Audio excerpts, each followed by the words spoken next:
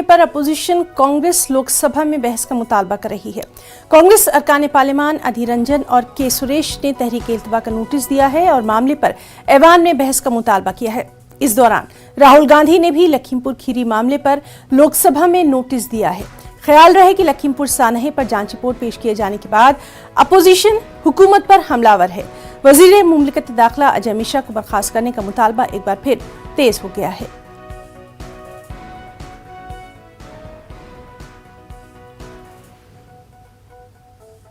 हमारे नेता Rahul Gandhi ji adjournment motion लाए हैं ये लखीमपुर खीरी के मुद्दे पर, और ये हमारी तरफ से सदन में हम चाहेंगे कि सरकार मंत्री को बर्खास्त करे, यही हमारा मांग भी रहेंगे। मुझे लगता है क्योंकि राहुल जी खुद ये आज इस विषय पे सदन में बात रखने की आज कोशिश करेंगे, और हमारा तरफ से राहुल जी की तरफ से हमें स्थगन पुस्तक मतलब दे चुके हैं।